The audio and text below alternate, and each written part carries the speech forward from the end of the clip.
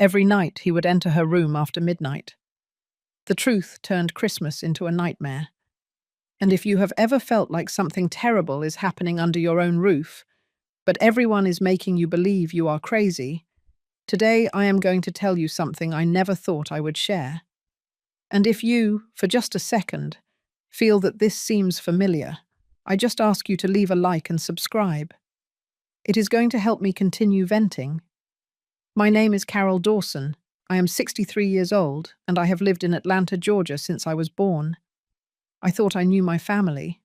I thought that after 35 years of marriage to Robert, I could trust him. I thought that our daughter Hope was the jewel of our lives, and that our son-in-law Charles was a good man. I was wrong about everything.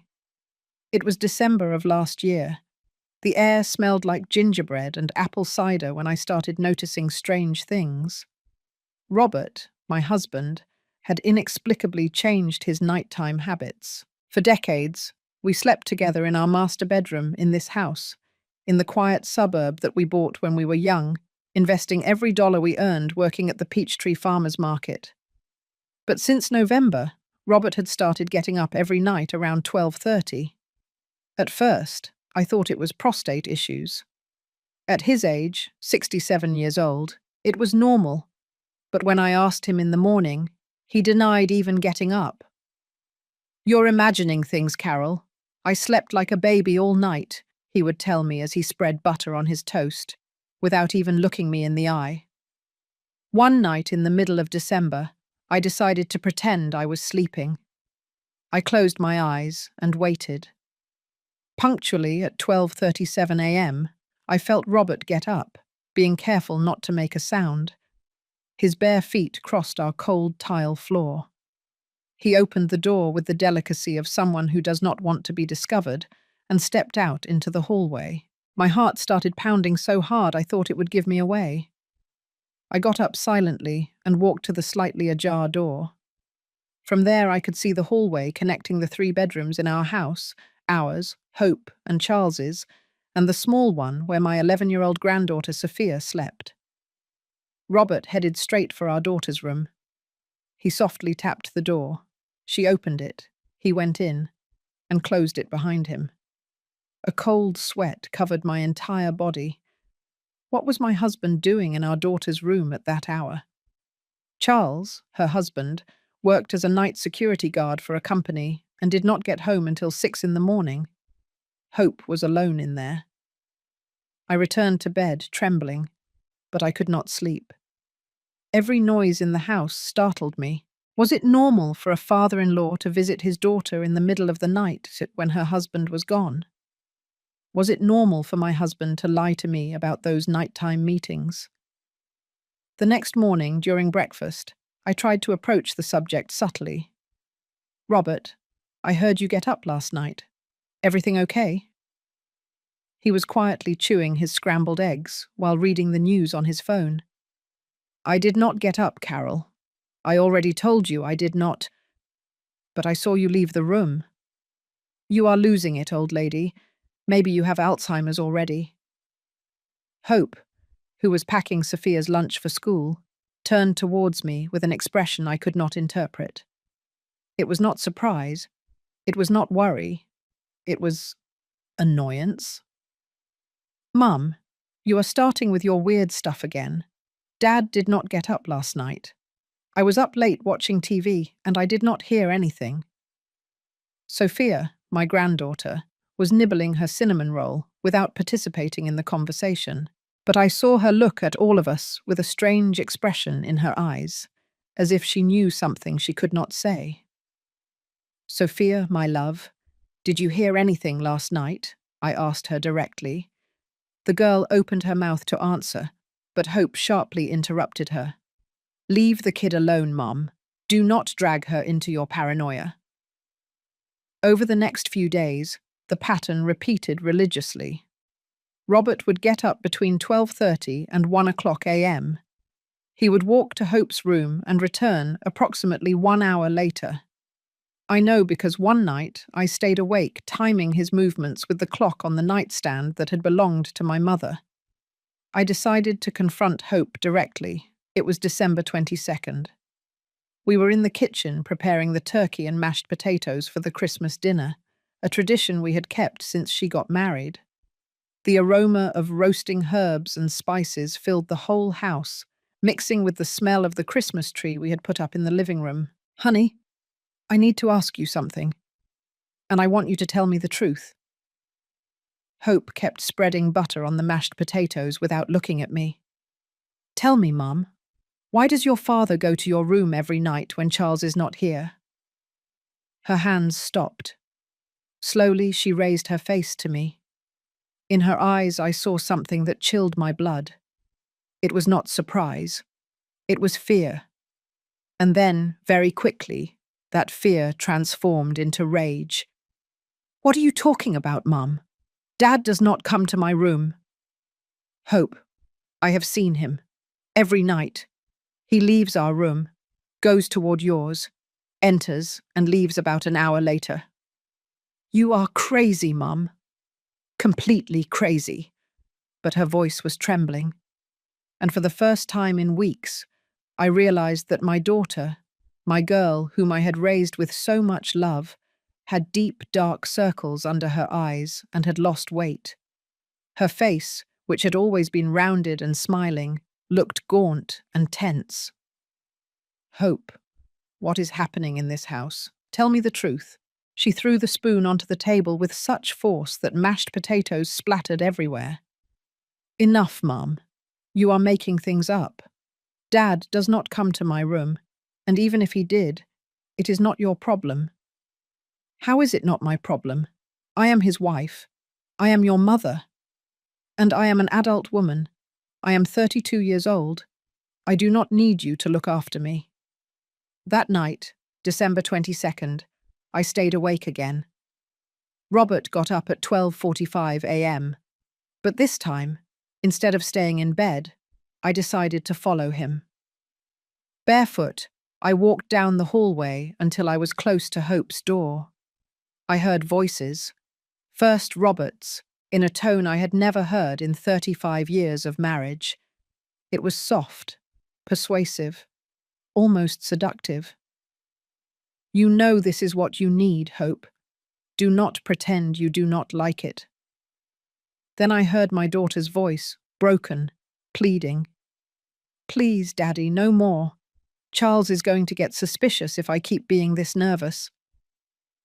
"Charles does not suspect anything. He is an idiot. And besides, you know what is going to happen if you tell anyone." My world collapsed at that moment. My legs trembled so much that I had to lean against the wall to keep from falling. My husband, the man with whom I had built a life, a family, a home, was abusing our daughter. And she, about why Mum seemed so tired lately. On December 23rd, while Hope had gone downtown to buy the last Christmas gifts, I decided to speak to Robert directly. We were alone in the living room, him watching football on television and me pretending to knit a scarf for Sophia. The Christmas tree blinked with coloured lights that now seemed obscene to me, as if the holiday cheer was a cruel mockery of what I was discovering. "Robert, we need to talk." He kept looking at the screen, drinking beer directly from the bottle. "About what, Carol?" "About what happens at night. About what you do when you get up." This time he did turn towards me. His expression showed neither surprise nor guilt.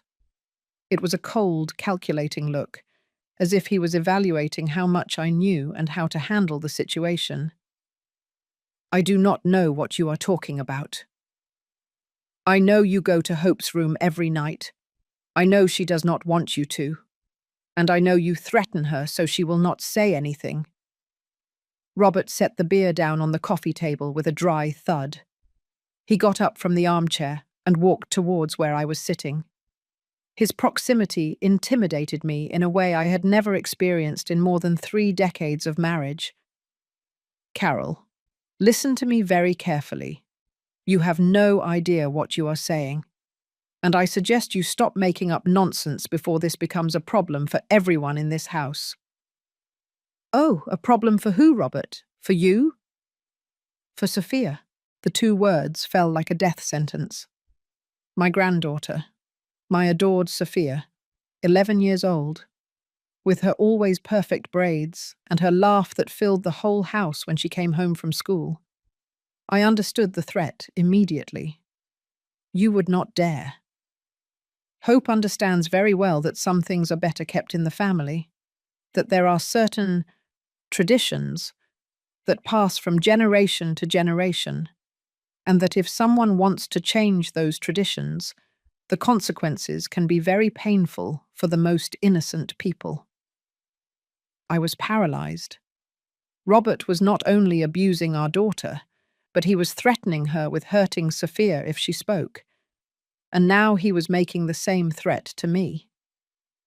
You are a monster, I whispered. I am the man who has supported this family for 35 years. I am the one who pays the electricity, the water, the food you eat. I am the one who has the contacts at the bank where we keep our savings, the one who knows the police in the sector, the one who decides what happens and what does not happen in this house. He moved closer, so close that I could smell the alcohol on his breath, mixed with the aroma of his cheap cologne. And you are an old woman who has nowhere to go if I decide you no longer live here, a woman who never worked, who has no property in her name, who depends completely on me to survive. So I suggest you continue to be the quiet and obedient wife you have always been. When Hope returned that afternoon with the bags of gifts, her eyes were swollen as if she had been crying. She headed straight to her room without greeting anyone. Sophia, who was doing homework at the dining room table, looked up worriedly. Grandma Carol, why is Mum always sad at Christmas? My granddaughter's question broke my heart. How to explain to an 11-year-old girl that her family world was a lie? How to protect her from a truth that could destroy her innocence forever? Sometimes adults have worries that children do not understand, my love. But Mum cries a lot, and Grandpa Robert is always in a bad mood, and you look very sad lately too. Sophia was more perceptive than any of us had imagined. She had noticed that something was wrong in the family, although she could not identify exactly what. You know what, Sophia? Come here. I took her hand and led her to my room. I closed the door and we sat on my bed, the same one where I had slept with Robert for decades, where we had conceived hope, where we had planned our future when we were young and believed in love. My love, I want to ask you something very important, and I need you to tell me the truth. The girl nodded with those big, trusting eyes that only children who still believe that adults will always protect them have. Has Grandpa Robert ever done anything that makes you feel uncomfortable? Has he touched you in any way you do not like? Has he told you not to tell anyone about something you did together? Sophia frowned, thinking carefully before answering. No, Grandma. Grandpa almost never talks to me. But what, my love? Sometimes I hear noises at night, like someone is crying, and once I saw Grandpa come out of Mum's room very late. What else have you seen, Sophia? Mum has bruises on her arms. She hides them with long sleeves, but I saw them when she was taking a shower. And once I heard her talking on the phone with someone, telling them she could not take it anymore, that she wanted to die. My world completely collapsed. Hope was not only being sexually abused by her father, but she was also being beaten. And my granddaughter, my little Sophia, had been a silent witness to all this horror. Sophia, my love, everything you are telling me is very important, but I need you not to tell anyone that we talked about this for now. Is that okay? Not even Mum. Especially not Mum. At least not yet. Grandma is going to fix all this, but I need time to think about how to do it the right way. That night was Christmas Eve. Traditionally, the whole family gathered to have turkey, hot cider, and cranberry sauce. Hope had invited Charles to have dinner with us before he went to work. and my sister Lucy and her husband Joe were also coming. But when the guests arrived, the tension in the house was so thick you could cut it with a knife. Robert acted like the perfect patriarch, pouring shots of bourbon and telling jokes. But I could see how Hope flinched every time he came near her. Charles, poor man, seemed completely oblivious to what was happening in his own home. During dinner, while everyone talked about plans for the new year and commented on how delicious the food was, I could not stop observing my family as if I were seeing them for the first time. My sister Lucy praising Robert for being such a good father and grandfather. Charles thanking his father-in-law for taking such good care of Hope while he worked nights. Sophia eating in silence, with that premature maturity that children who have seen too much develop. When Charles left for work around 10 o'clock at night, and Lucy and Joe said goodbye shortly after, the house was once again in that oppressive atmosphere that had become normal. Robert poured himself another glass of bourbon and sat in his favourite armchair to watch television. "Hope, come here," he shouted from the living room. My daughter, who was clearing the dinner dishes, froze for a moment. Then she walked towards her father with slow steps, like a condemned woman walking to the gallows. "Sit here with me. It is Christmas Eve." Hope sat on the couch next to his, keeping the greatest possible distance. Robert put his hand on my daughter's leg and left it there, possessive, threatening. "We are a very close family, right, Hope?" "Yes, Daddy." "And close families take care of each other, right? They keep the secrets that need to be kept." "Yes, Daddy." "Good, because tonight is going to be very special for the two of us." At that moment, I knew I could not continue to be a silent spectator. I could not allow Robert to continue destroying my daughter one more night.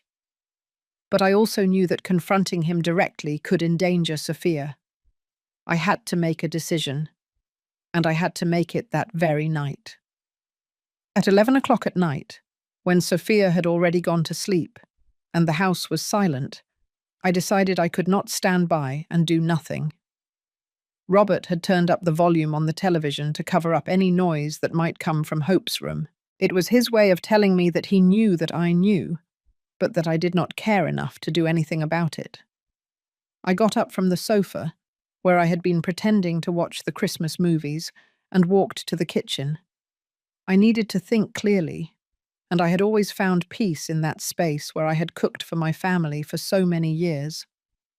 I put water on to boil to make myself some chamomile tea, but my hands were trembling so much that I almost dropped the teapot. While waiting for the water to boil, I opened one of the drawers where I kept the important house documents. All the papers that Robert controlled were there. The deed to the house, the bank statements, the insurance policies. Everything was in his name. Everything. Even the house we had bought with the money I had inherited from my parents when they died. In 1987, when we bought this property in the quiet suburb, I had the capital from the sale of my parents' house, but Robert convinced me to put everything in his name for tax reasons, because he understood those issues better, and because it would be easier to get loans in the future. I trusted him completely. Why would I not? He was my husband, the father of my daughter, the man who was supposed to love and protect me until death. Now I realized that this decision had turned me into a prisoner, with no property in my name, without independent bank accounts, without a job that would give me economic autonomy. I was completely at the mercy of a man who turned out to be a predator. I checked more papers. Robert had made several investments in recent years without consulting me. He had bought shares in mining companies. He had invested money in a friend's business that turned out to be a pyramid scheme. He had even lost a considerable amount speculating with cryptocurrency the previous year. Our savings, which should have been enough for a decent retirement, had been significantly reduced by his impulsive decisions. But the most disturbing thing was a series of cash withdrawals he had been making monthly for the past 2 years. Large amounts, always on Friday afternoons, always from the same bank branch. What was Robert spending so much cash on? Why did he need those transactions to be untraceable? The water boiled, but I no longer wanted tea. I felt like vomiting. My husband was not only an abuser, but also a poor manager who was squandering our assets on activities he preferred to keep secret.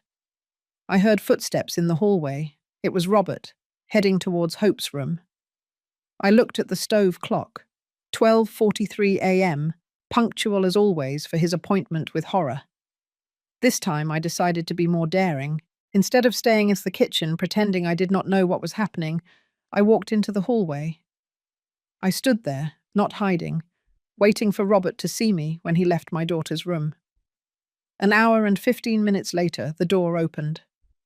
Robert appeared in the doorway, adjusting his pajama pants. When he saw me standing there, looking directly at him, he showed neither surprise nor shame, only annoyance. "What are you doing standing there like a ghost, Carol?" "Waiting for you." "For what?" "To tell you that it is over. Tonight, all of this ends." Robert walked towards me with that smile that now gave me chills, the same one he used when he thought he had everything under control. "Oh yeah? And what are you going to do, Carol? Who are you going to tell? The police? Your sister Lucy? Pastor Dave from the parish?"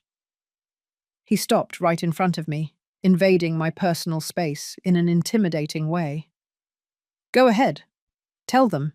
Tell them that the respectable Robert Dawson, who has been an honest merchant at the Peachtree Farmers Market for 40 years, who has been a Sunday school teacher at church, who has never gotten into trouble with anyone, is abusing his own daughter. Let us see who believes you." His words hit me like slaps because I knew he was right. Robert had built an impeccable reputation in the community. He was loved by the neighbors, respected by the market merchants, appreciated by the pastor. Who would believe the accusations of a housewife without concrete proof against such a respectable man? "Besides," he continued, "do you really want all of Atlanta to know that these things happen in your family? Do you want Sophia to grow up with the stigma of coming from a family of degenerates? Do you want Charles to leave hope when he finds out what has been happening? Because believe me, Carol, men do not usually stay with women who have been, shall we say, contaminated. Hope is not to blame for anything." "Oh no? Are you sure about that?" Robert's tone changed, becoming crueler, more sadistic. "Are you sure your daughter does not enjoy our nighttime meetings? Are you sure she is not the one who seeks me out, who seduces me, who begs me to come to her room? You are sick." "I am telling the truth.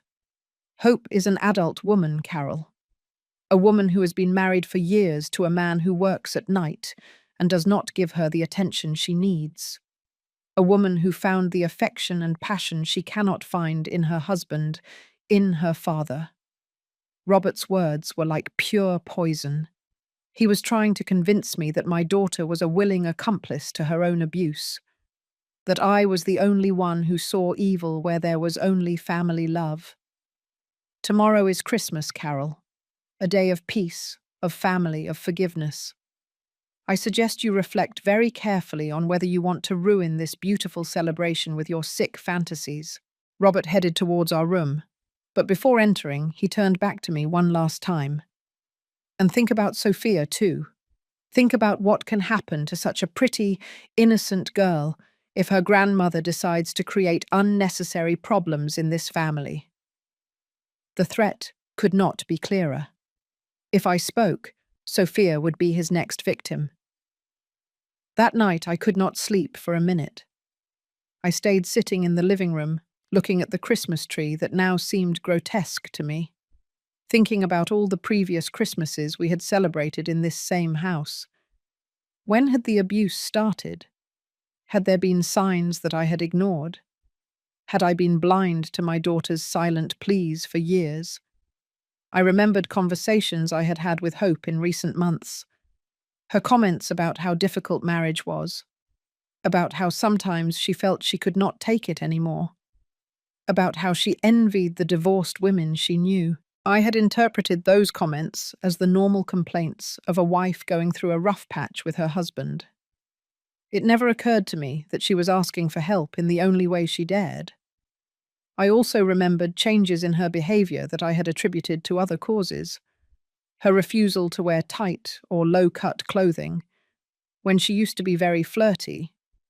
Her habit of showering with the bathroom door locked, when she used to be very relaxed about privacy. The way she tensed up when Robert hugged her at family gatherings. Something I had interpreted as shyness or bad mood. All the signs had been there. I just had not wanted to see them because recognizing them would have meant admitting that the man with whom I had built my life was a monster. When December 25th, Christmas Day, dawned, I made a decision. I could not confront Robert directly because he had all the advantages: the money, the property, the reputation, the power. But I could start documenting what was happening. I could seek professional help. I could find a way to protect Hope and Sophia without putting them in greater danger. Hope appeared in the kitchen around 8 o'clock in the morning to prepare Christmas breakfast. She had new bruises on her neck that she was trying to cover with makeup and a light scarf. Her eyes were swollen and red. "Good morning, Mum," she said in a hoarse voice. "Good morning, honey." We stayed silent for a few minutes, her making coffee and me pretending to read the Christmas newspaper. Finally, without looking up from the coffee maker, Hope whispered, "Mum, I need to tell you something." My heart raced. Finally, my daughter was going to confess what was happening. Was she going to ask me for help? "Tell me, honey." "I am pregnant." The world stopped completely. Hope was pregnant. Charles had been working night shifts for 3 months without a single day off. Robert had been abusing her every night during that same period. "How far along?" I managed to ask in a trembling voice. 2.5 months, my daughter replied, and started crying inconsolably. At that moment, I knew that this was not just a case of sexual abuse. It was much worse than that. Hope continued crying over the kitchen table while I tried to process the magnitude of what she had just confessed to me. My daughter was pregnant by her own father. The baby growing in her womb was the product of the systematic abuse that Robert had been committing for months. And Charles, poor Charles who worked double shifts to support his family, had no idea of the nightmare his wife was living. "Hope, look at me," I said, taking her hands. "You need to tell me exactly when all this started." My daughter raised her face, and in her eyes I saw a mixture of shame, terror, and pleading that broke my heart. "It started when Charles got the night guard job, about 4 months ago. At first, Dad only came to ask me if I needed anything, if I was afraid of being alone. He said it was his responsibility, as the man of the house, to take care of the women when Charles was not there. And then? Then he started staying longer. He would bring me a glass of water, sit on the edge of my bed to talk. He would tell me that Charles did not value me, that a man who works at night cannot satisfy his wife as he should." Hope wiped her tears with the back of her hand, but they kept falling non-stop. "One night he told me I looked very tense, that I needed a massage to relax. I told him no, but he insisted. He said it was normal between family, that he gave Mum massages all the time." "That is a lie, Hope. Your father has never given me a massage in 35 years. "I know now, but at that moment, I do not know, Mum. I felt so lonely, so abandoned by Charles, so tired of everything. And Dad was very convincing. He said he loved me more than anyone in the world, that only he understood my needs." "When was the first time that—" 2.5 months ago, right after Charles started working so many weekends to earn extra money for the Christmas holidays. The chronology fit perfectly. Charles working extra shifts, Robert taking advantage of that absence to abuse Hope, and now a pregnancy that could not be from any other man than my husband.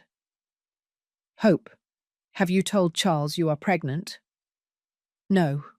How am I going to tell him? He's going to want to know exact dates. He is going to do the math. He is going to realize that this cannot be his. And what does your father plan to do about it? Hope's expression changed, becoming even more terrified. He says we have to tell Charles the baby is his. He says it is easy to convince men of these things, that they are going to be so excited to be a dad that they will not ask questions. And if Charles were to suspect something? What? Dad says he has contacts in the police who can invent domestic violence charges against Charles. He says he can have him put in jail, and I will be left without a husband and without a way to support Sophia. Robert had thought of everything.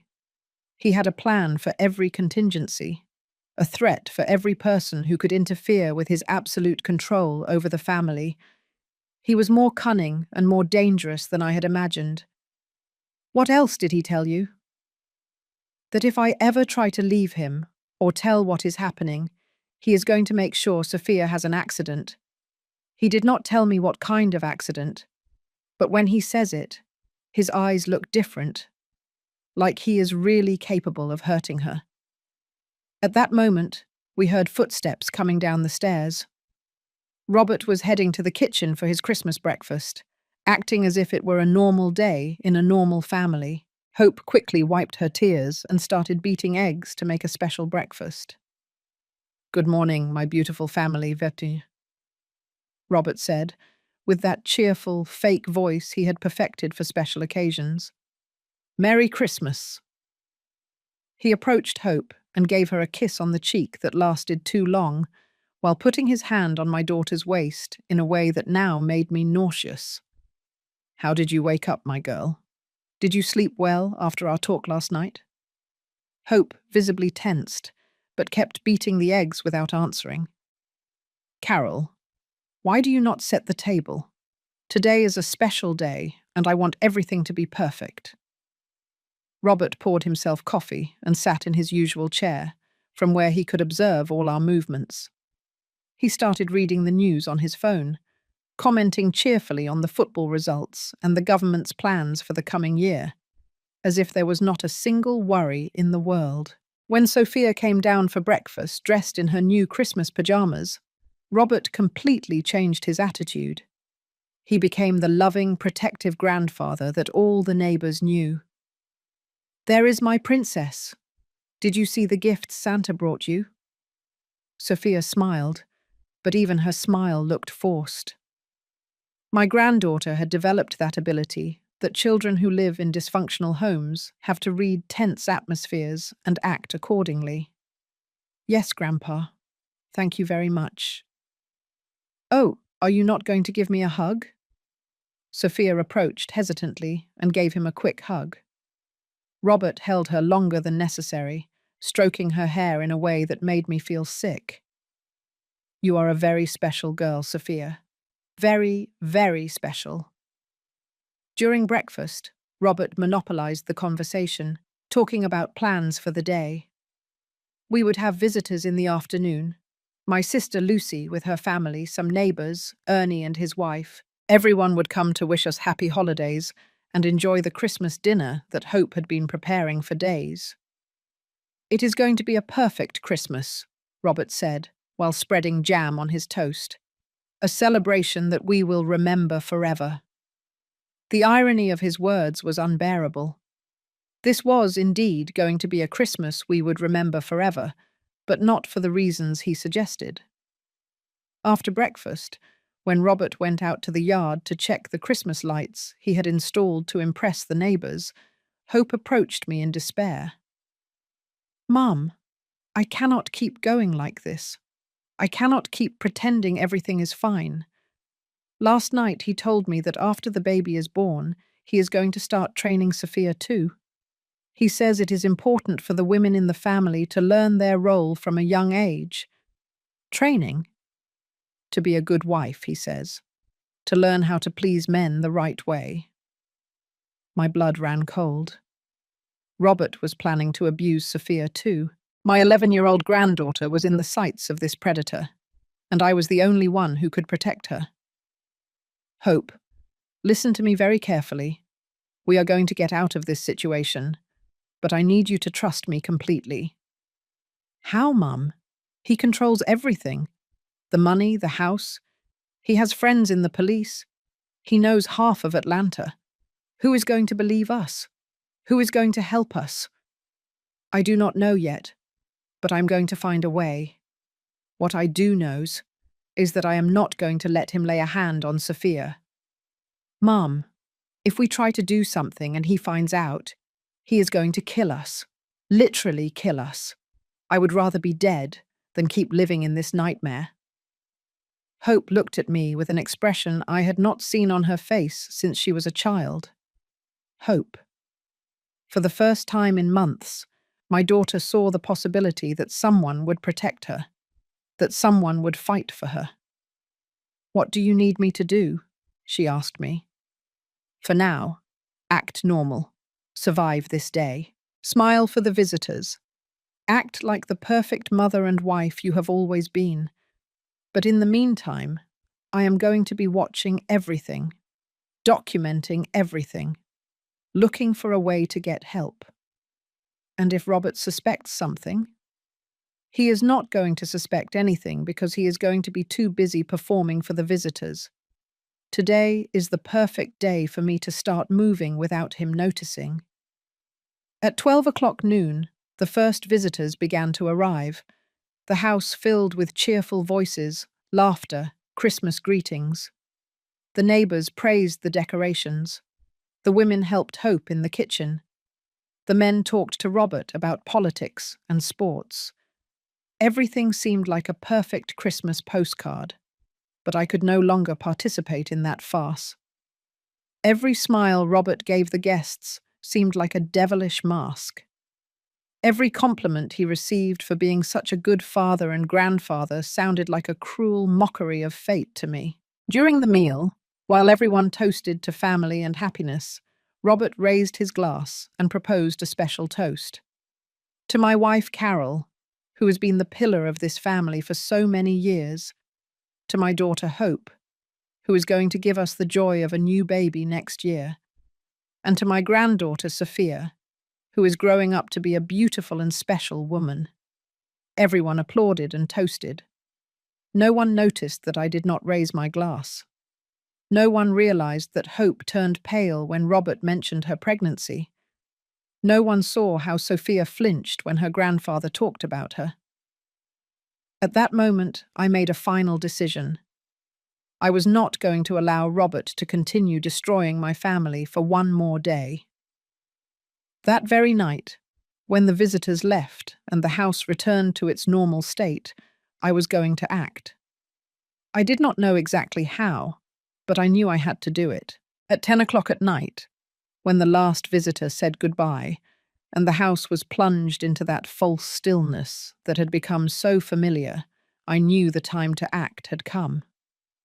Robert was in the living room finishing a beer while watching the late news, satisfied with the success of his Christmas performance.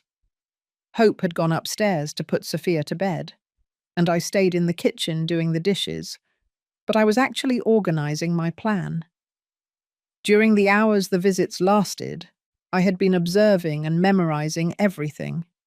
The way Robert touched Hope, when he thought no one was watching, running his hand down her lower back possessively. How he had hugged Sophia for too long when she said goodbye to go to sleep, whispering something in her ear that made her visibly uncomfortable. The way he had handled conversations, directing attention to himself, creating that image of a respectable patriarch that he used as a shield for his crimes. But I had also noticed something else. Robert had drunk more than usual. During the meal, he had several glasses of bourbon, then beers, and finally he had served himself brandy with the male guests. He was relaxed, confident, less alert than usual. If I was going to do something, this was my opportunity. Hope came down after putting Sophia to bed, her eyes swollen from crying so much during the day. She approached me in the kitchen and began to dry the dishes in silence. "How is Sophia?" I asked softly, nervously. She asked me why all the adults seemed to be acting today. She says she feels like she is living in a play, where she is the only one who does not know her part. She is a very smart girl. Too smart. I am afraid Robert will notice how much she observes and understands. We finished washing the dishes in silence, each lost in our own thoughts. When we were putting away the last plates, Hope grabbed my arm. "Mum, last night he told me something that has me terrified." "What?" "That after the baby is born, he is going to start taking Sophia on special outings too. He says it is important for her to start getting to know the real world, to not be a naive girl all her life." "Outings where?" He did not want to tell me, but the way he said it, the smile he put on. "Mum, I think he already has planned where and how he is going to start abusing her." At that moment, we heard Robert's voice from the living room. "Hope, come here." My daughter froze. It was the same voice he used every night when he called her for their private meetings, but this time it was earlier, more impatient. "Hope." "Mum, I cannot," my daughter whispered. "I cannot go in there again, not after knowing I am pregnant by him. I cannot keep pretending this is okay." "Go. Act normal. I am going to do something." "What are you going to do?" "Trust me." Hope walked towards the living room with slow steps, like a condemned woman. I stayed in the kitchen, but I strained my ears to hear what was happening. "Sit here with me," I heard Robert tell her. "I want to talk to you about our plans for next year." "What plans?" "For the baby, of course. We are going to have to be very careful with the timing, with the dates, with what we tell Charles. But do not worry. I will take care of everything." "Robert, I do not want—" "You do not want what? You do not want your own son. You do not want the blessing that God is giving us." The way Robert talked about the pregnancy, as if it were a divine gift instead of the result of his crimes, turned my stomach. But it also gave me the clarity I needed. This man was completely disconnected from reality. In his twisted mind, he had managed to convince himself that what he was doing was right, even virtuous. "Besides," he continued, "we have to talk about Sophia. She is already old enough to start learning certain things about life, and who better than her grandfather to teach them to her?" "No," Hope said, with a firmness she had not shown in months. "You do not touch Sophia." "Excuse me? Are you giving me orders?" "I am telling you not to lay a hand on my daughter." The silence that followed was so tense that I could feel it from the kitchen. Then I heard the sound of a slap, followed by a muffled whimper from Hope. "You do not talk to me like that, brat. I decide what happens in this house and with whom. And if I decide that Sophia needs a certain type of education, that is exactly what she is going to get." "Robert, please." "No more pleases. You have already fulfilled your role, Hope. You gave me the son I needed. Now it is Sophia's turn to learn her family responsibilities." I could not listen anymore. I walked silently to the drawer where we kept the kitchen knives. I took the largest one, the one we used for cutting the meat at special dinners. I hid it in the folds of my apron and walked towards the living room. Robert had Hope sitting on his lap, with one hand on her chest and the other stroking her belly where the baby was growing. My daughter was crying silently, her face red from the slap she had just received. "Robert," I said in a calm voice. He turned towards me, annoyed, without letting go of Hope. "What do you want, Carol? We are having a private conversation." "I want you to let go of my daughter." "Or what?" I pulled the knife from the folds of the apron and held it firmly in my right hand. "Or I am going to kill you." Robert laughed, but his laugh sounded nervous. He did not expect this reaction from me. "You? You are going to kill me? Carol, do not be ridiculous. You could not kill a cockroach." "You are right. Under normal circumstances, I could not. But these are not normal circumstances. This is a mother protecting her daughter and her granddaughter from a monster. Stop this nonsense and go to sleep. It is late, and tomorrow you have to clean up all the mess the visitors left." Robert continued stroking Hope, defying me with his contemptuous attitude. He believed I was too cowardly, too dependent, too weak to do something truly drastic. He was wrong. "Hope, stand up and go to your room. Lock the door." My daughter looked at me with terror and confusion, but she obeyed. She got up from Robert's lap and ran towards the stairs. "Hope, come back here immediately, Dad," Robert shouted, standing up. "No," I said, positioning myself between him and the stairs. "You are not going to touch her ever again." "Carol, you are making a very serious mistake. Put that knife down before you do something you will regret for the rest of your life." "Do you know what I regret, Robert? Being blind for so many years, trusting you, not protecting my daughter when you started abusing her." "I am not abusing anyone. Hope is an adult woman who makes her own decisions. Hope is your daughter, and she is pregnant by you.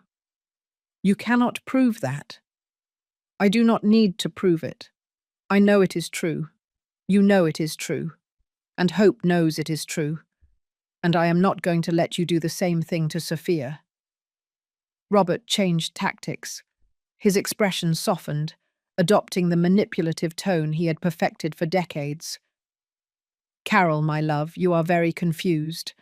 It has been a very stressful few days, with the holidays, with the visitors. You are imagining things that do not exist." "I am not imagining anything." "Of course you are. Think about it. Do you really think I would be capable of harming my own daughter, my granddaughter? I am your husband, Carol, the man who has loved you for 35 years. The man who has lied to me for 35 years. Robert took one more step closer, and I raised the knife, pointing it directly at his chest. "Do not come any closer." "Carol, think about what you are doing. If you hurt me, if you kill me, what is going to happen to you? To Hope? To Sophia? You are going to go to jail. You are going to destroy the whole family." "The family is already destroyed, Robert. You destroyed it." "I have supported this family for decades. I have worked day and night to give you a house, food, education. And this is how you repay me? Threatening me with a knife in my own living room?" "Your own living room? This house was bought with the money from my parents' inheritance. Money you convinced me to put in your name to have total control over our lives." Robert fell silent for a moment, calculating his next move. "All right," he finally said. "You are right. I have made mistakes. I have done things I should not have done. But we can fix this, Carol. We can go to family therapy. We can talk to Pastor Dave. We can find a way to solve our problems. The only way to solve this problem is for you to stay away from Hope and Sophia forever." "I cannot do that. They are my family." "Not anymore." At that moment, we heard footsteps on the stairs. It was Sophia, coming down in her pajamas with a scared look. "Grandma, what is happening? I heard yelling." Robert took advantage of the distraction to take a step towards me, but I kept the knife steady. "Sophia, go back to your room immediately," I told her without taking my eyes off Robert. "Grandma, why do you have a knife?" "Sophia, come here with me," Robert said in a honeyed voice. "Your grandmother is a little sick, but I am going to protect you." My granddaughter froze on the last step, watching the scene without fully understanding what was happening, but instinctively sensing that something was terribly wrong. "Sophia," I said with all the firmness I could muster, "trust me. Go up to your room and do not come out until I tell you." "Sophia, come here," Robert insisted. Now my granddaughter looked me in the eyes. Then she looked at Robert. Then she looked back at me. In her face, I saw the decision forming. "I'm going to call my dad," she said, and ran up the stairs. Robert lunged towards the stairs to follow her, but I blocked his way. The knife grazed his shirt, tearing the fabric. "Carol, enough games." "This is not a game, Robert. This is the end." Robert backed up when he saw the blood on his shirt, but his eyes filled with a rage I had never seen before. He was no longer the manipulative, calculating man of the last few days. He was a cornered beast that had been discovered, and now he was showing his true fangs. "Carol, you just made the biggest mistake of your life," he said in a guttural voice that made my skin crawl. "No, Robert, the biggest mistake of my life was marrying you." From upstairs, we heard Sophia's desperate voice on the phone. "Daddy, Daddy, come quick. Grandma has a knife and Grandpa is yelling and Mom is crying." Robert took advantage of my momentary distraction when I heard Sophia to lunge at me. He was stronger and faster than I had calculated. He grabbed the wrist, holding the knife, and began twisting it with brutal force. "Let go, you stupid old woman," he growled as we fought over the weapon. But 35 years of contained rage gave me a strength I did not even know I had. I managed to keep my grip on the knife while Robert tried to take it from me. We rolled on the living room floor, knocking over the coffee table, breaking the Christmas ornaments that had been decorating our family farce. "Mom!" Hope shouted from the top of the stairs. "Mom, look out!" Robert managed to get on top of me, using his weight to immobilize me. His face was inches from mine, and I could see in his eyes something that made me understand that this fight was not going to end until one of us was dead. 35 years I supported you," he spat at me as he kept trying to take the knife. 35 years I gave you a house, food, respect, and this is how you repay me. Like all women, you are ungrateful." 35 years I was your slave," I replied, feeling his fingers hurting my wrist. 35 years I believed your lies, but no more." At that moment, we heard the tires of a car braking abruptly outside the house. It was Charles, who had rushed over from his job when Sophia called him. Seconds later, we heard his footsteps running towards the front door. "Hope! Sophia! What is happening?" Robert was distracted for a moment when he heard Charles's voice, and I took the opportunity to push him with all my strength. I did not manage to completely throw him off, but I did manage to free my hand from the knife. Charles burst into the living room like a storm and froze when he saw the scene. His father-in-law and mother-in-law fighting on the floor, overturned furniture, broken ornaments, blood on Robert's shirt. "What the hell is going on here?" "Charles, help me," I yelled at him. "Robert is abusing Hope. He has been abusing her for months." Robert took advantage of my distraction to punch me in the face, leaving me stunned. He got up from the floor and walked towards Charles with his hands raised in surrender. "Charles, brother, do not listen to what Carol says. She is having a nervous breakdown. She attacked me with a knife for no reason." Charles looked at the knife that had fallen to the floor. Then he looked at me with my face swollen from the blow. Then he looked at Robert with his torn, blood-stained shirt. "Hope!" he shouted towards the stairs. "Hope, get down here immediately." My daughter appeared at the top of the stairs, with Sophia clinging to her hand. They came down slowly, both visibly trembling. "Hope, tell me what is happening, and I want the truth." My daughter looked at Robert. Then she looked at me. Then she looked at her husband. I saw the internal battle she was fighting in her eyes. Fear against hope. Resignation against the possibility of salvation. "Charles," Robert began in a trembling voice. "Do not say anything," he shouted. "Do not say another word." "Hope," Charles said with a firmness I had not heard from him before. "Look at me, only me, and tell me what has been happening in this house." Hope let go of Sophia's hand and began to walk down the stairs towards her husband. With every step she took down, her expression changed. The terrified victim she had been for months began to transform into a woman who finally saw a way out. "Charles, my father has been raping me for 4 months." The silence that followed that confession was absolute. Charles froze, processing words his brain did not want to accept. Robert completely paled, knowing that his world had just collapsed. Sophia, from the top of the stairs, began to cry without fully understanding what was happening, but instinctively feeling that something terrible had just been revealed. "What?" Charles whispered. "Since you started working nights. He comes to my room. He forces me to. He threatens to hurt Sophia if I do not let him. And now I am pregnant. By him." Charles turned towards Robert, with an expression I had never seen on his face. It was pure, concentrated, lethal fury. "Is it true?" Robert tried to maintain his facade of innocence for one more moment. "Charles, you cannot believe these crazy things. The women in this family are hysterical. They are making up."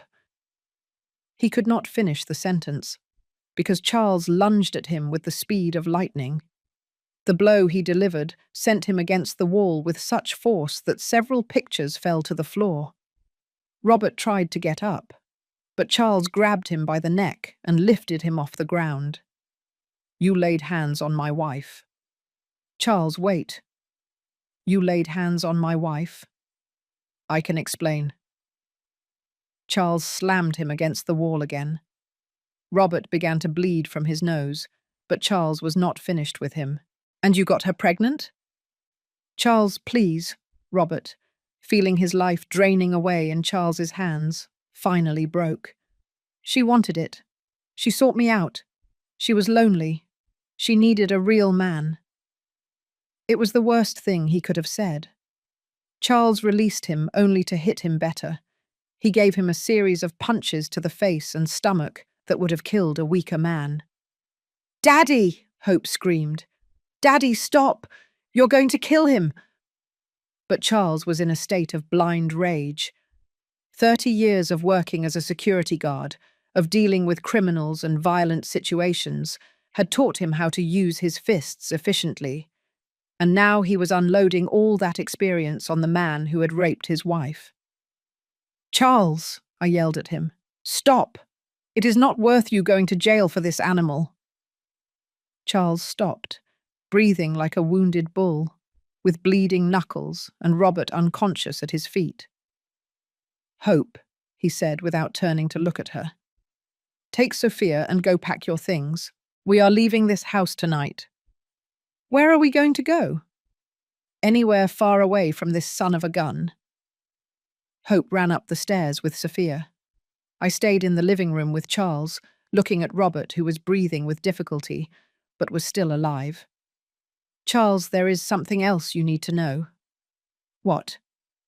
Robert was planning to start abusing Sophia too. Charles turned towards Robert with the intention of hitting him again, but I stopped him. "No, Charles. He is already unconscious, and we need to think about what we are going to do now. I am going to call the police. Robert says he has contacts in the police. He says he can invent charges against you. Have you put in jail?" Charles thought for a moment, evaluating our options. "Then we are leaving tonight. We grab what we can carry and we are gone. Tomorrow, from another city, we will make the report." And me? Charles looked at me with an expression I could not interpret at first. Then I understood. He was evaluating whether I had been an accomplice or a victim. Carol, how long did you know what was happening? I realized 3 days ago, on December 22nd. Before that, I had no idea. And why did you not say anything until now? Because he threatened to hurt Sophia, and because I was afraid that no one would believe me. Charles nodded, understanding the impossible situation I had found myself in. You are coming with us. Robert cannot keep all the assets you helped build for so many years. Hope and Sophia came down with 2 suitcases full of clothes and important documents. My granddaughter's eyes were red from crying so much, but her face showed more relief than sadness. Grandma, are you coming with us? She asked me. Yes, my love. I am going with you. And Grandpa Robert? I looked towards where Robert was lying on the floor. He had started to regain consciousness and was looking at us with pure hatred. Grandpa Robert is no longer part of our family. Charles grabbed the suitcases and we headed towards the door. Before leaving, I turned one last time to the man who had been my husband for 35 years, Robert. When you wake up completely, I suggest you do not try to follow us, because the next time you find us, I am not going to stop Charles, and I am not going to leave the knife on the floor. We left the house, closing the door behind us. It was December 26th, 2:00 a.m. It was cold, but for the first time in months, I felt like I could breathe freely. I did not know what awaited us. I did not know how we were going to rebuild our lives after so much damage, but I knew we had finally escaped hell, and that was enough to start. We drove for 3 hours without a fixed destination, just getting away from Atlanta, while Sophia slept in the back seat. And Hope cried silently. Charles drove with a tension that was reflected in his white knuckles, gripping the steering wheel, stopping only to get gas and buy coffee at a lonely service station on the highway towards Savannah, Georgia. Where are we going? I asked him when he finally stopped at a roadside motel that looked clean and discreet. For now, here. Tomorrow we will see. We rented 2 adjoining rooms, Charles and Hope in one, Sophia and I in the other. For the first time in months, my granddaughter and I could talk without the threatening shadow of Robert lurking over every word. Grandma, is Grandpa Robert mean? Sophia was sitting on the motel bed, in her teddy bear pajamas that she had packed in her haste to leave home. Despite everything she had witnessed, she was still an 11-year-old girl trying to understand an adult world that had become incomprehensible. Yes, my love, he is very mean. Is that why you had the knife? Because I had to protect you. You and your mum. Was he hurting Mum? I sat on the bed next to her, trying to find the right words to explain a situation that even adults could not fully process. Grandpa Robert was doing very bad things to your mum, things that a dad should never do to his daughter, and he was threatening us so we would not say anything. Was he going to do bad things to me too? The question broke my heart, because it confirmed that Sophia had understood more than any of us had imagined. He was going to try, but he will not be able to anymore. Never again.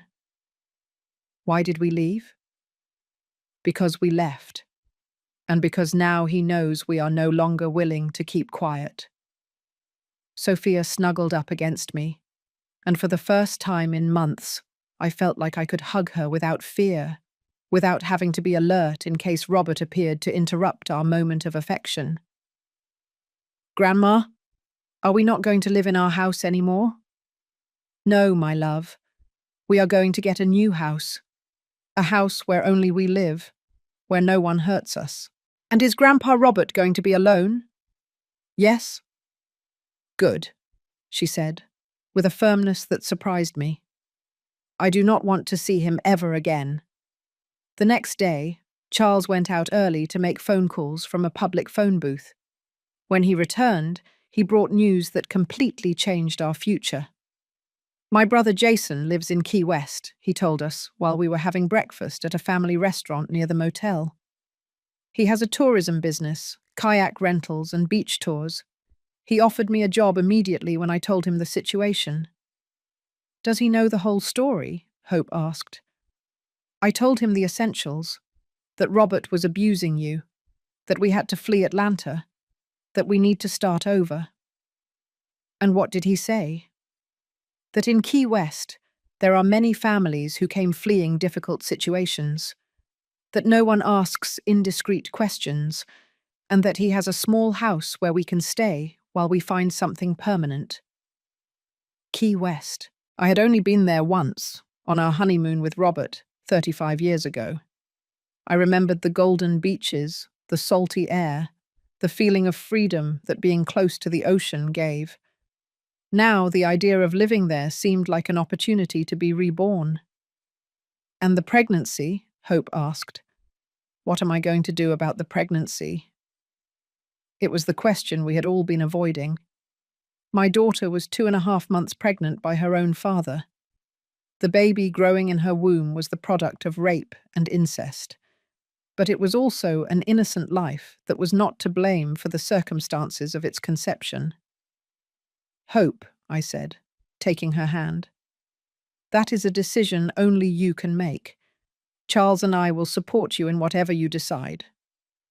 Charles nodded, although I saw the internal struggle he was fighting in his eyes. He was a good man who had married a woman he loved, and now he had to deal with the fact that she was pregnant by her own father. I need time to think about it, Hope said. But first, I need to be in a safe place, where I can think clearly. Key West will be that place, Charles assured her. That afternoon, while Sophia was taking a nap and Charles was making more calls to organize our move, Hope and I had the most honest conversation of our lives. Mum, how did you not realize it before?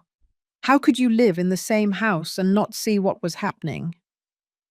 The question I had been dreading since we left Atlanta.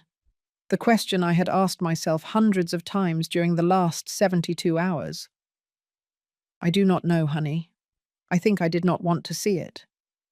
I think it was easier to pretend that everything was fine than to face the possibility that the man with whom I had built my life was a monster. But there were signs. There must have been. There were. The way you tensed up when he touched you. Your refusal to wear certain clothes. Your comments about how difficult marriage was. But I interpreted all of that as normal problems, not as cries for help. Hope cried, and I cried with her. We cried for the months of suffering we could have avoided if I had been more observant, braver, more willing to face uncomfortable truths. But the important thing, I continued, is that I finally discovered it, and that we acted, and that now we are free. Are we really free, Mum? Or is Robert going to find a way to keep controlling our lives from afar? It was a valid concern. Robert knew our full names, our ID numbers. He had access to our bank accounts. If he wanted to find us, he probably could. That is why we are going to change everything. Charles already spoke with a lawyer in Key West who specializes in domestic violence cases. We are going to file formal reports. We are going to get restraining orders. We are going to open new bank accounts. We are going to create a new legal identity that protects us. And the money? The house? Everything we left in Atlanta? Honey, material things can be replaced. You cannot. Sophia cannot. Our safety and our peace of mind are priceless. Hope was silent for a moment, processing everything we had lost and everything we had gained. Mum, there is something else I need to tell you. Tell me. The night before we left, Robert told me he had already started preparing Sophia, that he had been accidentally touching her during the last few weeks to get her used to his contact. I felt the world collapse again. Had Robert already started abusing Sophia? Had my granddaughter been suffering in silence just like her mother? Have you asked her? I do not dare. I am afraid of the answer. Hope. We have to know. If Robert already touched her, Sophia needs psychological help immediately. That night, after having dinner at the same family restaurant as in the morning, I decided to talk to Sophia directly. I took her for a walk in the motel parking lot, where no one could hear our conversation. Sophia, I need to ask you something very important, and I need you to tell me the complete truth. Okay, Grandma. Did Grandpa Robert ever touch you in a way that made you feel uncomfortable? Did he touch you on parts of your body that he should not touch? Sophia stopped dead in her tracks and looked at me with those big eyes that reflected a premature wisdom. Yes, she whispered. When? Where? When you and Mum were not around. He told me he was going to teach me important things about being a woman. He touched me here, she said, pointing to her chest. And here, pointing between her legs. He told me it was normal, that all grandpas did that with their granddaughters. Anything else? He made me touch his thing. He told me it was a special secret between us, that if I told anyone, he would hurt you and Mum. My 11-year-old granddaughter had been sexually abused by Robert, and I had not realized it. I had failed as a mother and as a grandmother in the most fundamental way possible. Sophia, my love, nothing Grandpa Robert did to you was normal. None of that should have happened, and it was not your fault. No, never. It was never your fault. Adults are responsible for protecting children, not for hurting them. Is that why Dad hit him? One of the reasons, yes. I am glad.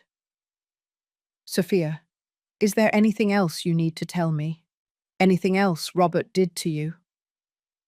No, but he told me that when I turned 12, he was going to teach me more important things. I was very afraid of turning a year older. That night, I could not sleep. My family had been living in a house of horror for months, and I had been too blind to see it. Robert had not only abused Hope, but had already started abusing Sophia.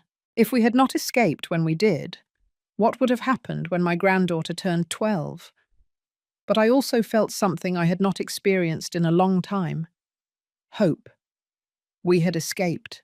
We were alive. We were together. And for the first time in months, we could plan a future that did not include fear, secrets, or suffering. The next day, we took a bus to Key West. As the landscape of mountains and deserts gradually transformed into palm trees and ocean, I felt that we were leaving behind more than just a city.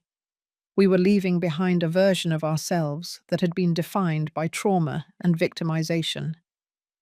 When we finally arrived in Key West and breathed the salty Pacific air, I knew we had found the place where we could begin to heal. 6 months later, as the sun set over Key West, painting the sky golden and pink, I found myself sitting on the porch of our new house with a steaming cup of coffee in my hands, watching Sophia play on the beach with other neighborhood children. For the first time in decades, her laugh sounded genuine, free of that tension that had marked her last months in Atlanta. The house we had gotten was small but bright, with large windows that let in the sea breeze and cheerfully painted walls that Hope had chosen during her better days. Charles worked from 6 in the morning until 2 in the afternoon at his brother's business, organizing kayak tours and fishing excursions for tourists who came looking for tropical adventures. He liked the job because it allowed him to be outdoors and get home early to spend the afternoons with his family. Hope had made the most difficult decision of her life 2 weeks after arriving in Key West. After speaking with psychologists, social workers, and a priest who specialized in accompanying women in crisis, she decided to terminate the pregnancy. She could not raise a child who was the product of her own father's abuse. She could not explain to that innocent child the circumstances of his conception, and she could not risk Robert claiming rights over the baby in the future. It was a decision that emotionally shattered her for months, but which also freed her. Charles accompanied her throughout the process, without reproaches or judgments, demonstrating that true love is not measured by perfect circumstances, but by the ability to be present during the darkest moments. "What are you thinking, mother-in-law?" Charles asked me, coming up to the porch after his evening shower. He had started calling me mother-in-law instead of Mrs. Carroll.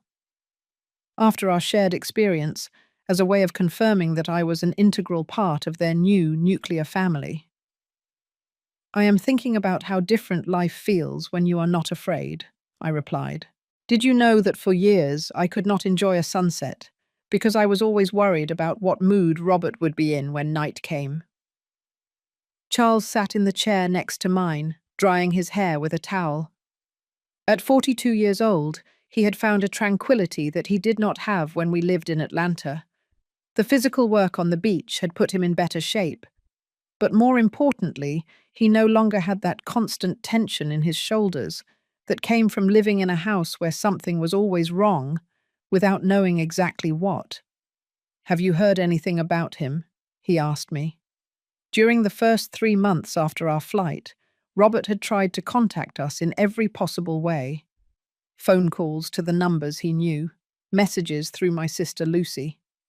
He had even hired a private investigator to try to find us. But the lawyer Charles had hired in Key West had done an excellent job making sure all our documents were protected and that any attempted harassment was documented for future legal action. Lucy wrote to me last week. I told him. She says Robert sold the house and moved to Buffalo, New York. Apparently, he told everyone that we had gone crazy and run off with an imaginary lover. Do they believe him? Those who know him superficially probably do, but Lucy says some neighbors who knew us well started asking questions. They remembered strange things they had seen, but had never questioned. Charles nodded, taking a drink of the beer he had poured himself. "And you? How do you feel knowing that he is telling that version of the story?" "At first it made me angry," I admitted. 35 years of marriage reduced to his wife going crazy. But then I realized something. I no longer care what Robert says about me. I no longer care what people who never bothered to really know me think. That is a big change. It is the biggest change of my life. Hope came out of the house with a tray of fresh quesadillas and tamarind juice. She had cut her hair in a more modern style and had started wearing brighter colors after years of dressing conservatively so as not to attract Robert's attention.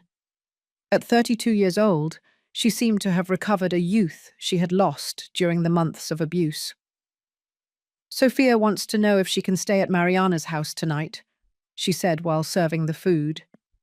"They are going to have a sleepover to celebrate her younger sister's birthday." "How do you feel about that?" Charles asked her. During the first few months in Key West, Hope had developed severe anxiety every time Sophia left her sight. The months of living with the constant threat that Robert would hurt her daughter had created a state of hypervigilance that took time to overcome. But psychological therapy and the months of quiet living had started to heal those wounds. "I feel good," she replied with a genuine smile. "Mariana has a very normal family. Parents who work, grandparents who really act like grandparents, siblings who fight over normal sibling things. Sophia needs to see how a healthy family works."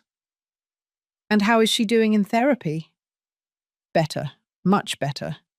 Dr. Morales says that children are more resilient than we think, especially when they feel safe processing what happened to them." Sophia had started psychological therapy 2 weeks after our arrival in Key West. At first, she resisted talking about Robert, but gradually she had started to open up about her experiences.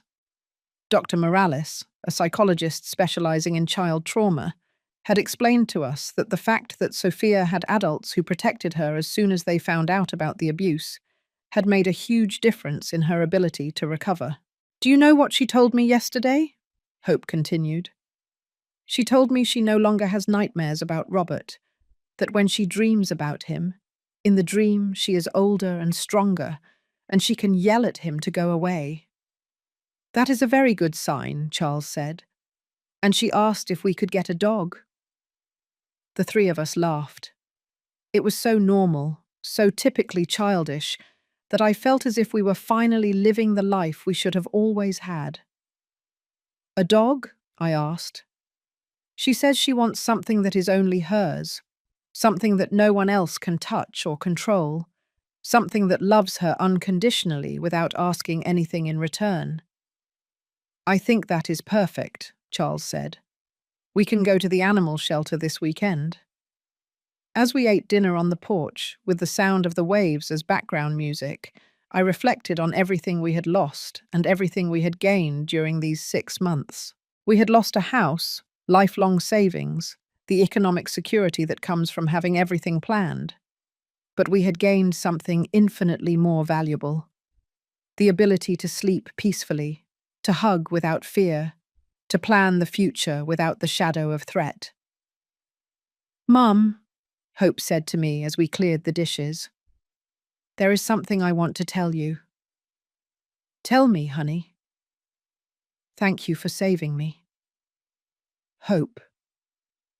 "No, let me say it.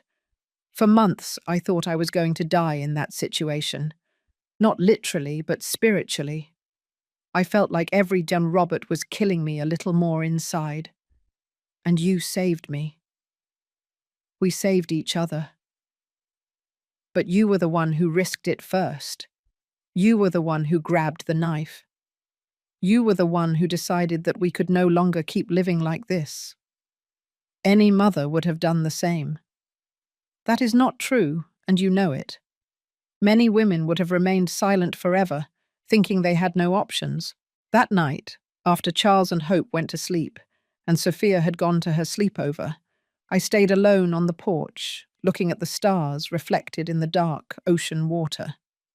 For the first time in decades, the silence of the night did not scare me. There were no threatening footsteps, no doors opening without permission, no manipulative whispers in the dark. I thought about all the women who at that moment were living situations similar to the one we had lived. Women who wake up every morning pretending that everything is fine, who smile for visitors while inside they are dying, who protect predators for fear of the consequences of speaking up. I thought about all the grandmothers who might be in my situation, living under the same roof as an abuser, economically dependent on him, without knowing how to protect their families, without destroying the stability they have built for decades. And I understood, Sharon, that my story was not just mine. It was the story of thousands of women who needed to hear that you can escape, that you can start over. That age is not a limitation to stand up for what is right. The next day, Sophia returned from her sleepover with renewed energy and stories about movies they had watched and games they had played. During breakfast, she told me that she had told Mariana and her sisters that she used to live with a bad grandpa, but that now she lived with a family who truly loved her. "And what did they say?" I asked her. "That I was very brave for talking about it, and that Mariana also had a bad uncle, but that her parents would never let him come to their house." "How did you feel telling them?"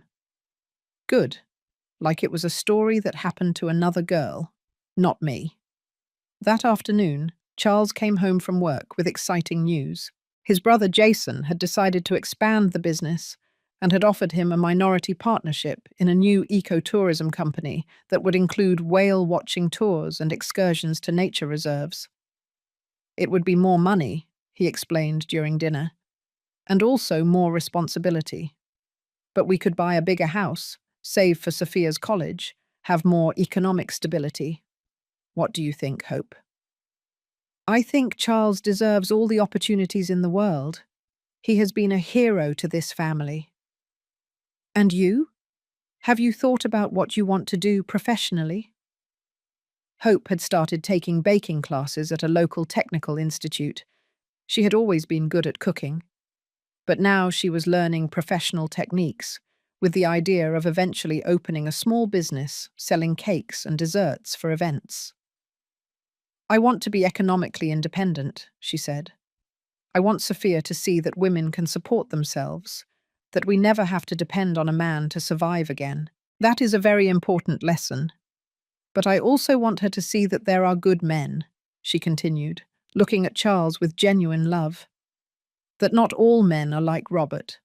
That true love exists, and it looks like what Charles and I have now." That night, before going to sleep, I wrote a letter that I would never send to all the women who might be living what we lived. If you are reading this, and you feel that your story resembles mine, I want you to know that you are not crazy. What you are feeling is real. What is happening in your house is not normal. And there is a way out. It is not going to be easy. It is going to require courage you did not know you had. It is going to mean losing things you thought were important. But it is going to give you something infinitely more valuable. Your dignity, your peace, and the possibility of protecting the people you truly love. It does not matter your age. It does not matter how long you have been silent. It does not matter how powerful the man who is hurting you seems. It is never too late to say, "No more." Seek help. Talk to someone you trust. Make a plan. And when the time comes, act. Because women are stronger than they have taught us to believe. Now, as the sun sets on the horizon and a new night arrives without fear, I have a question for you. Have you ever lived a similar situation? Or do you know someone who has gone through something similar? Tell me in the comments. Your story could be the one that saves another family. And if this story moved you, if you think someone else needs to hear it, like and subscribe so that this message reaches those who truly need it. Because together we are stronger. And together we can break all the silences that have held us prisoner.